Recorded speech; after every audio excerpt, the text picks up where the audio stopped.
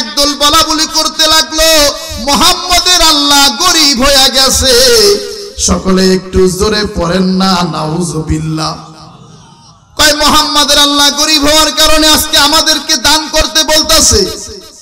মুহাম্মাদের আল্লাহ যদি গরীব না হইতো গো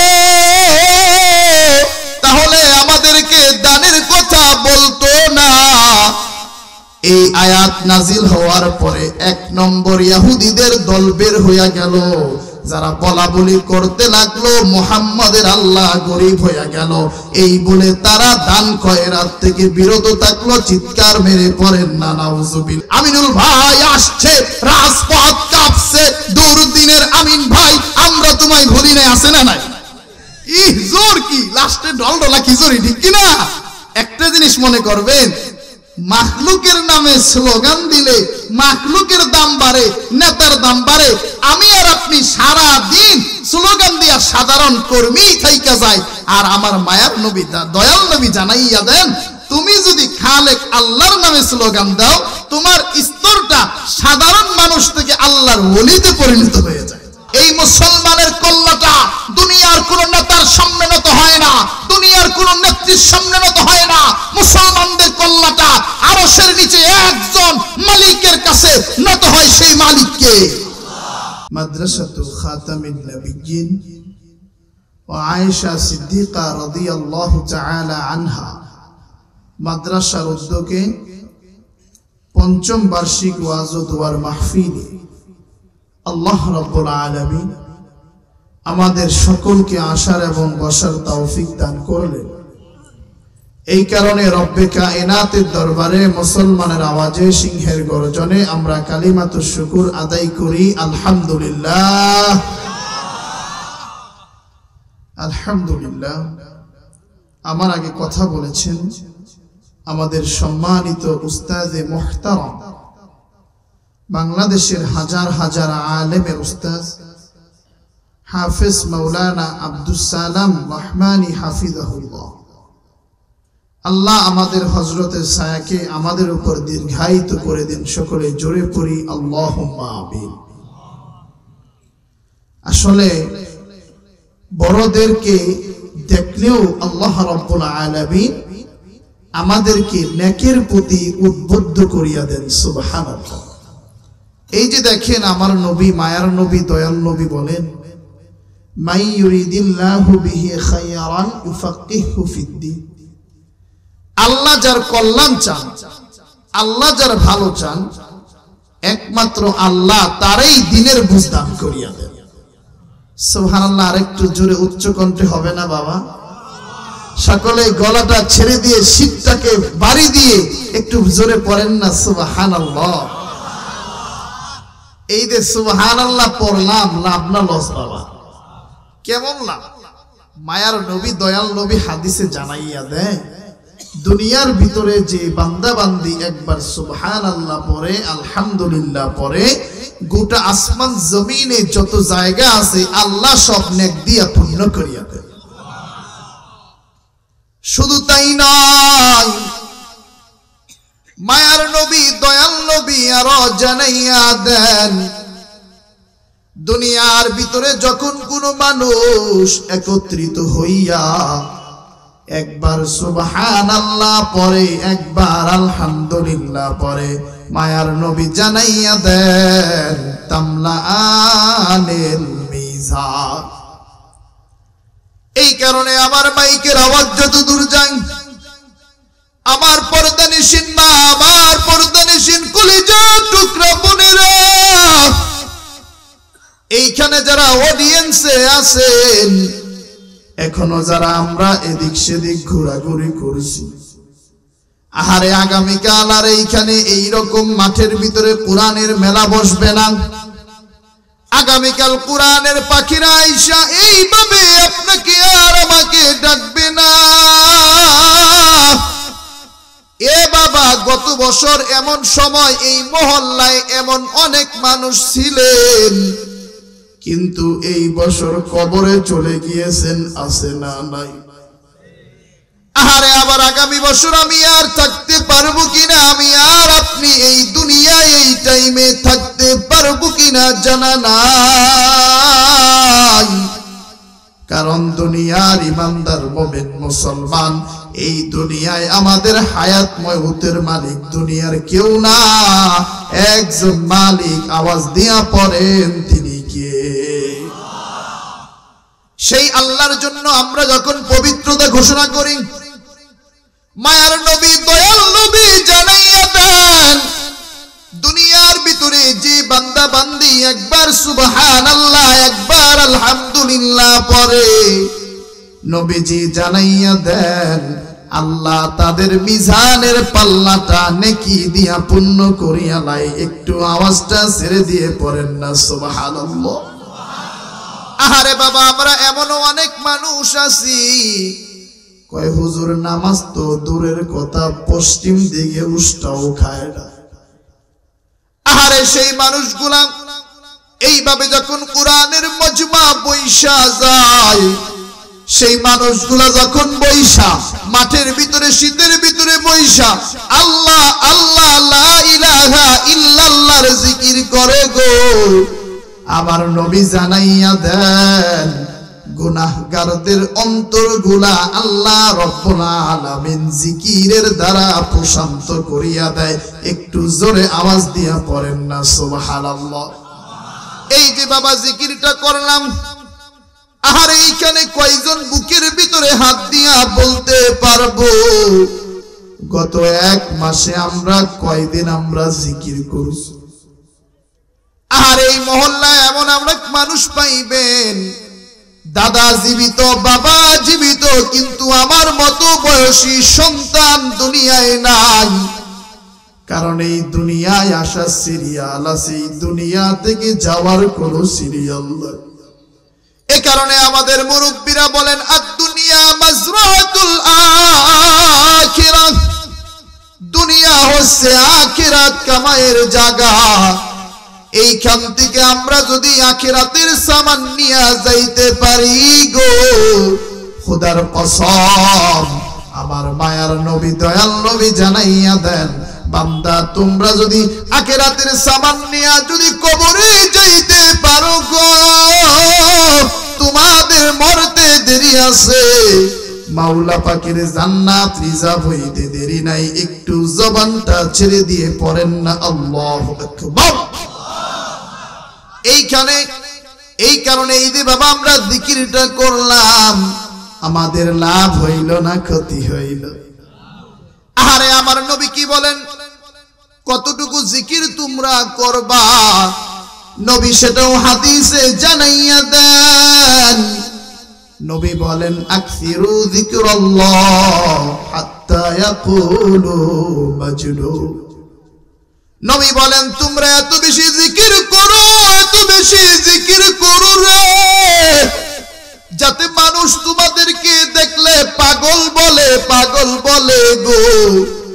এ বাবা কয়দিন আমি আর আপনি আল্লাহর জন্য পাগল হইয়া জিকির করছি, অথচ আমার আপনার আচরণে বারবার বোঝা যায় আমি আর আপনি দুনিয়ার পাগল। এই কারণে ইমানদার মুমিন মুসলমান, আমি আর আপনি যদি আল্লাহর পাগল হইতে চাই, আজকে থেকে আমি আর আপনি আমাদের ফ্রি টাইমে মানুষের গীবত করব না, আমাদের ফ্রি টাইমে আমরা কোনো মানুষের সমালোচনা করব না। আমরা যখনই ফ্রি থাকব আমরা পড়ব সুবহানাল্লাহ, আলহামদুলিল্লাহ, আল্লাহু আকবার, লা ইলাহা ইল্লাল্লাহ। এইভাবে আমরা যদি জিকিরটা কইরা মরবার পারি গো, আমার মায়ার নবী দয়াল নবী হাদিসে জানাইয়া দেন, যেই ঘরের ভিতরে আল্লাহর জিকির হয় সেই ঘরের উপর আরশে আজিম থেকে আল্লাহর রহমত চলে আসে। এই কারণে বাবা যখনই আমরা ফ্রি থাকি, আমরা কি মানুষের গীবত শিকায়েত দুনিয়াবি কাজে লিপ্ত থাকবো নাকি আল্লাহর জিকিরে লিপ্ত থাকবো? এই কারণে আমার আওয়াজ যত দূর যায়, এখন আমি আপনাদেরকে জান্নাতে যাওয়ার কিছু আমল শিখায়া দিয়া যাব গো। এই আমলগুলা যাদের মোবাইল আছে রেকর্ড করে দিবেন, আমার আম্মা জানেরা, বোনেরা যারা আসতে পারেন নাই, তাদের কাছে মেসেজ হিসেবে পৌঁছাইয়া দিবেন। আহারে, আগের জমানায় দেখতাম ঘরের ভিতর থেকে কত সুন্দর ইয়াসিন সূরার তেলাওয়াতের আওয়াজ আসতো, আর বর্তমানে আমাদের ঘরগুলোতে কোরআন তেলাওয়াত নাই, আমলের মুযাকারা নাই। এই কারণেই দেখা যায় ঘরগুলোর ভিতরে বর্তমানে অশান্তি বাইরা গেছে, ঠিক কিনা মুসলমান? এই কারণে এখন আমি আপনাদেরকে নির্দিষ্ট কয়টা আমল শিখাইয়া দিয়া যাব। আমার মায়ার নবী, দয়াল নবী জানাইয়া দেন, দুনিয়ার ভিতরে যে বান্দা বান্দি সকাল সন্ধ্যা 3 বার রাদিতু বিল্লাহি রাব্বা ওয়া বিল ইসলামি দীনা ওয়া বি মুহাম্মাদিন সাল্লাল্লাহু আলাইহি ওয়াসাল্লাম নাবিয়্যাও ওয়া রাসূলা। এ বাবা, এখন আমি যে আমলগুলা দিব, আপনারা অনেকে আছেন কালো দাড়ি সাদা হয়ে গিয়েছে, জীবনে কোনোদিন এই আমলগুলা করেন না। আমি যখনই পড়ব আমার সাথে সাথে জবানটা নাড়াইয়া দিবেন, কারণ আজকে ফজরের নামাজ আমি আর আপনি পড়তে পারবো কিনা এর কোনো গ্যারান্টি আসেনি বাবা। এই আমলগুলা কইরা আমি আর আপনি যদি কবরে যাইবার পারি গো, আমার মায়ার নবী বারবার বারবার হাদিসে জানাইয়া দেন, দুনিয়ার ভিতরে যে বান্দা বান্দি সকাল সন্ধ্যা 3 বার রাদিতু বিল্লাহি রাব্বা ওয়া বিল ইসলামি দীনা ওয়া বি মুহাম্মাদিন সাল্লাল্লাহু আলাইহি ওয়াসাল্লাম নাবিয়্যাও ওয়া রাসূলা, নবী বলেন যারা সকাল সন্ধ্যায় 3 বার এই আমলটা কইরা যদি মারা যায়, নবী বলেন আমি তাদের হাতে ধইরা কাল হাসরের ময়দানে জান্নাতে প্রবেশ করায়া দিব। রাদিতু বিল্লাহি রাব্বান ওয়া বিল ইসলামি দীনা ওয়া বি মুহাম্মাদিন সাল্লাল্লাহু আলাইহি ওয়াসাল্লাম নাবিয়্যাও ওয়া রাসূলা।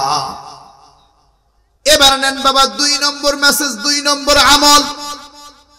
এই যে এত টাকা পয়সা খরচ করেন, এত সুন্দর আয়োজন করেন গো, এই আমলগুলা যদি আমরা শিক্ষা বাড়িতে নিয়ে না যাইতে পারি, আমাদের অনেক কিছু কিন্তু বৃথা হয়ে যাবে।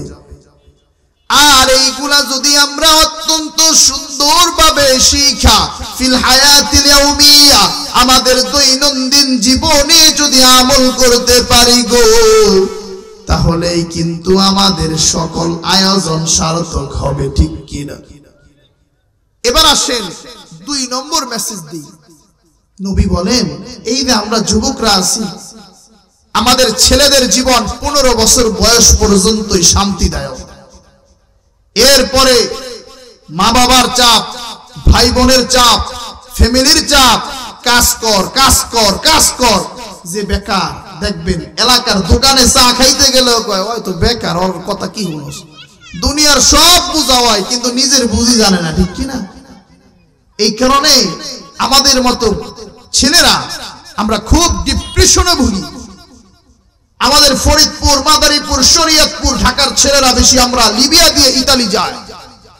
অনেকের ইতালির নুল্লা উস্তাবের হয়েছে, কিন্তু এখনো মূল কাগজ উঠে না, ডাকে না। ফিঙ্গারপ্রিন্টের জন্য, বিভিন্ন কাজের জন্য টাকা হয় না। আমার মায়ার নবী, দয়াল নবী হাদিসে জানাইয়া দেন, যুবক তোর টেনশন, তুই সকাল সন্ধ্যায় 7 বার পড়ো হাসবি আল্লাহু লা ইলাহা ইল্লাহু আলাইহি তাওয়াক্কালতু ওয়া হুয়া রাব্বুল আরশিল আযীম।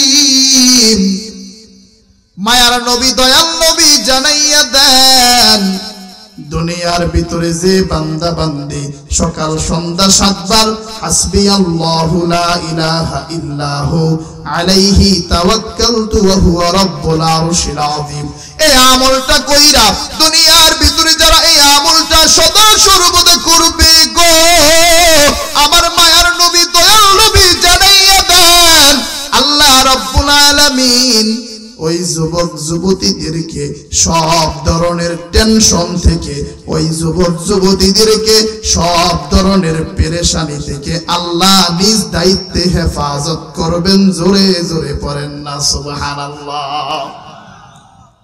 এই কারণে আমার যুবক ভাইরা যারা আছেন মুখস্থ হইছেন, হাসবি আল্লাহু লা ইলাহা ইল্লাহু আলাইহি কইছেন। আমি যখন পড়ব আমার সাথে একটু পড়বেন, কারণ অনেকের 10 বছর 20 বছর 30 বছর 40 বছর 50 বছর হয়ে গেছে বাবা, এখন এই ছোট্ট ছোট্ট আমলগুলো আমরা পড়ি না। এমনকি যখন আমরা পড়িয়ে দেই দেখা যায় আমাদের জবান দিয়ে উচ্চারিত হয় না, উচ্চারণের মুখ থুতুবুতু খায়া যায়। এই কারণে যখনই পড়বো একটু জবানটা নাড়ানোর চেষ্টা করব, বরকত দিয়া দিবেন কে?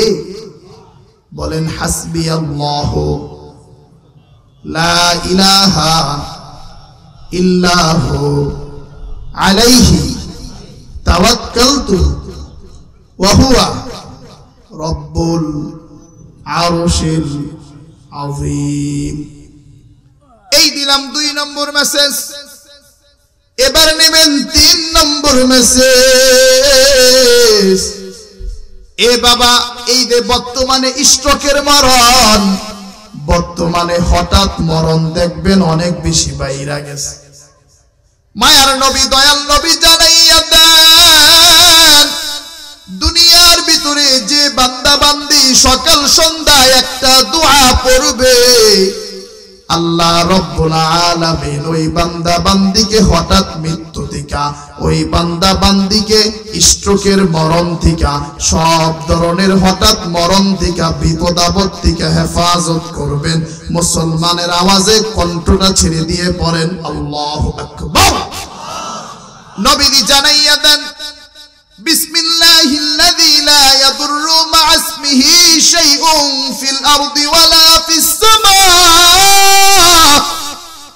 ওয়া হুয়াস সামিউল আলীম।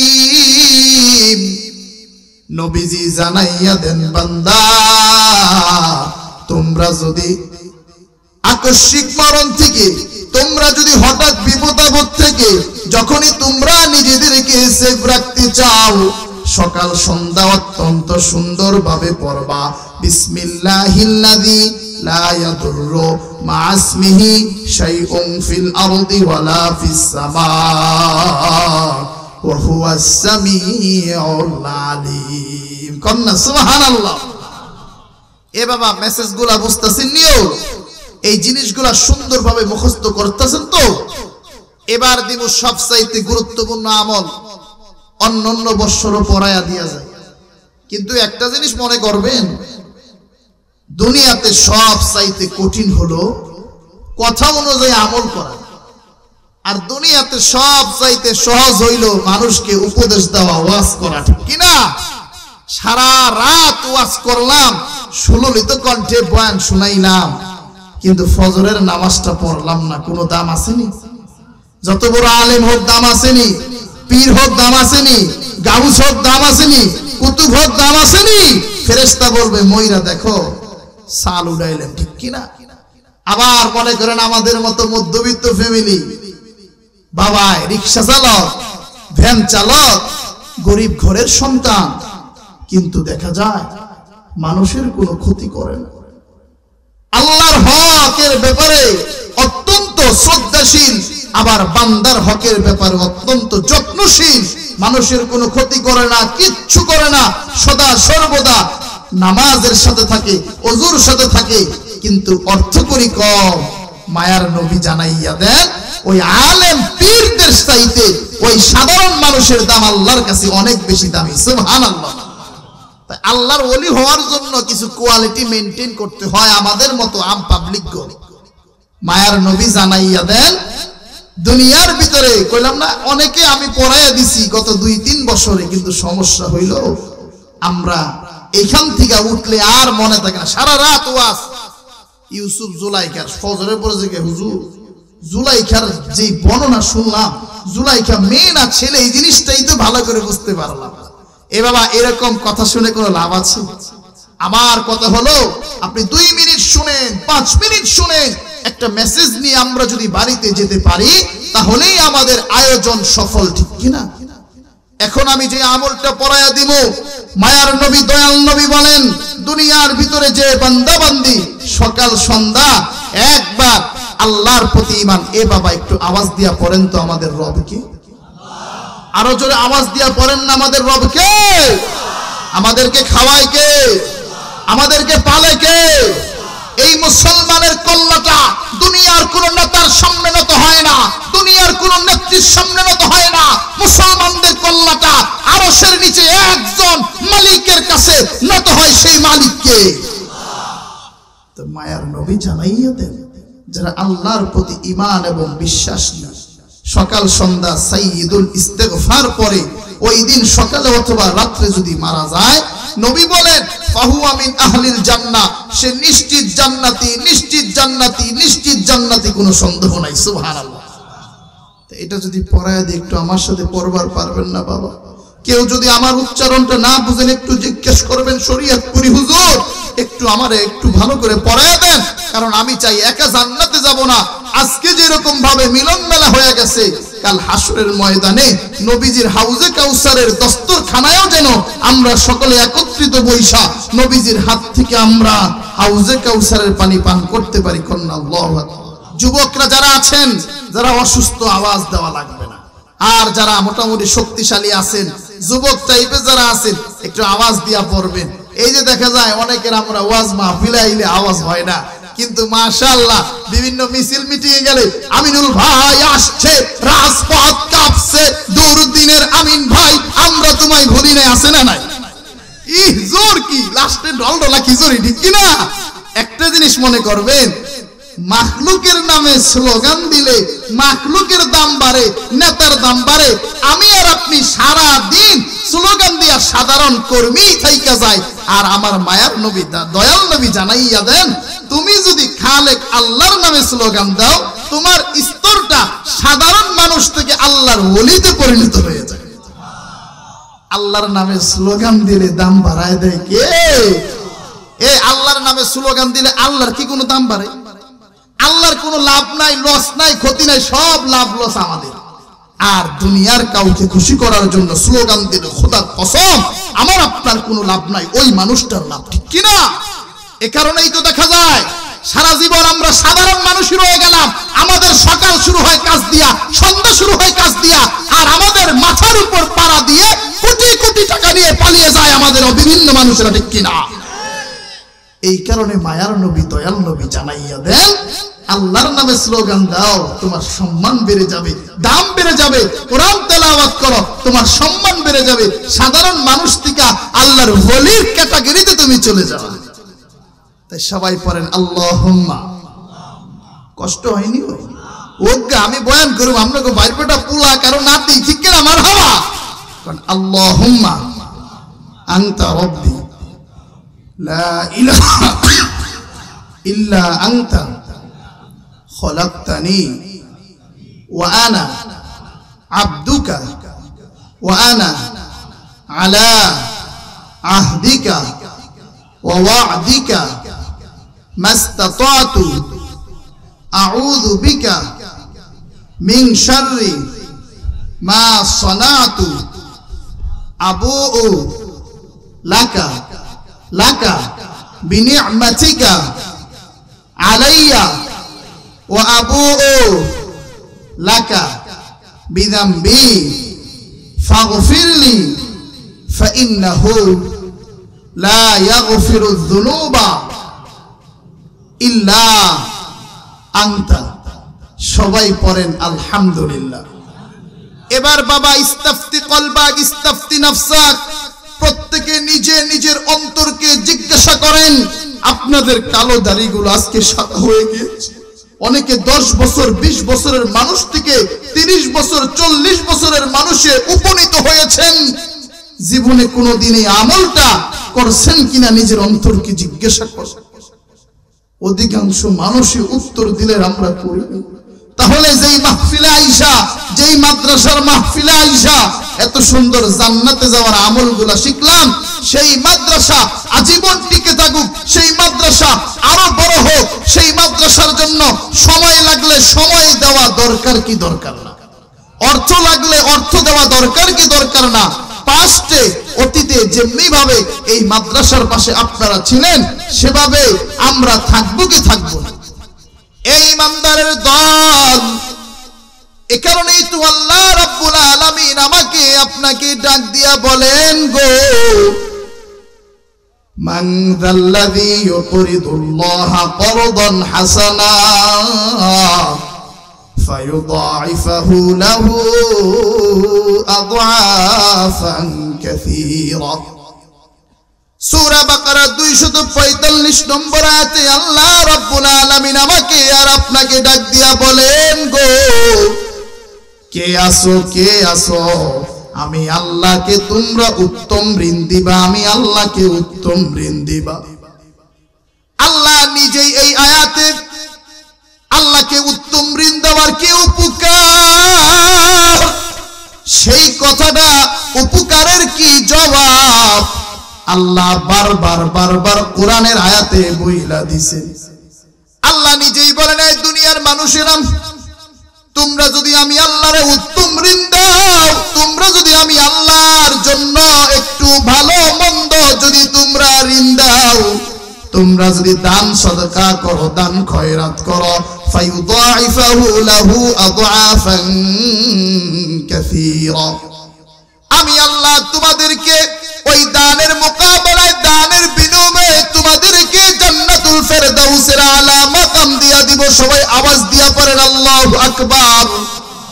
এরপরে আল্লাহ বলেন, ওয়াল্লাহু ইয়াকবিদু ওয়া ইয়াবসুত, আল্লাহ বলেন আমি আল্লাহ কাউরে চাইলে ধনী বানাইয়া দেই, আমি আল্লাহ আবার কাউরে চাইলে গরিব বানাইয়া দেই। এ বাবা আওয়াজ দিয়া পড়েন তো, ধন সম্পত্তি দেওয়ার মালিক কে? ধন সম্পত্তি কেড়ে নেওয়ার মালিক কে? আহারে মাঝে মধ্যে আমাদের নড়িয়া উপজেলার বাজারে যখন হাঁটতে লই, দেখি আমাদের মতো কি সুন্দর সুঠাম দেহের মানুষ মাঝে মধ্যে আমাদের কাছে টাকা পয়সা চায়। জিজ্ঞেস করি, ভাই আপনি দেখতে সুন্দর, মাশাআল্লাহ ভালো, আপনি কেন মানুষের কাছে হাত পাততেছেন?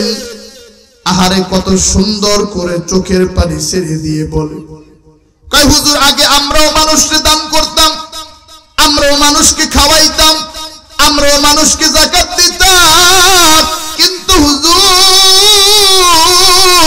আগুনে পুইরা গেলে জমিনটা বাকি থাকে।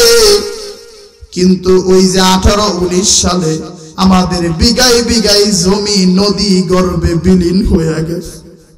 আজকে নদী গর্ভে বিলীন হওয়ার কারণে আমাদের সব কিছু শেষ হয়ে গেছে গো হুজুর, এখন জায়গা পাবো কই, থাকার জায়গা নাই।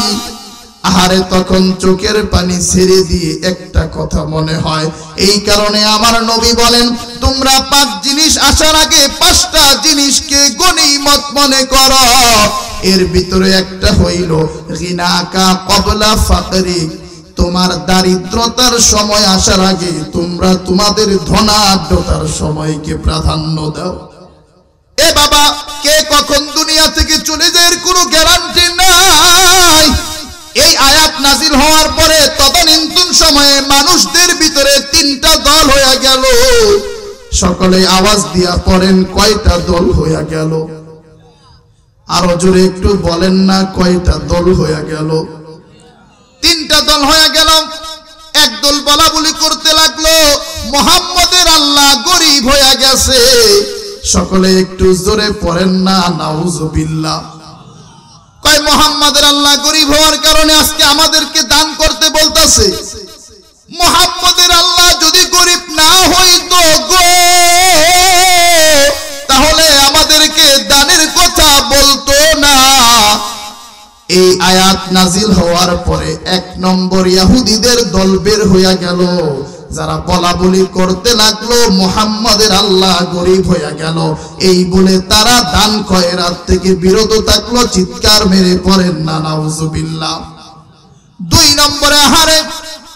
নম্বরে আরেকটা দল বের হইয়া গেল, যারা মানুষের ভিতরে বলা বলি করতে লাগলো, আল্লাহ যতই আমাদেরকে দান করতে বলুক না কেন গো, আমরা কৃপণতা করুম, আমরা দান করলে আমাদের অর্থ সম্পত্তি কমে যাবে। চিৎকার মেরে বলেন না নাউজুবিল্লাহ। এই কারণে আমার মাইকের আওয়াজ যদি দূর যায়, এ বাবা দান করলে আমরা সবাই জানি আহারে আমাদের সহায় সম্পত্তি বেড়ে যায়।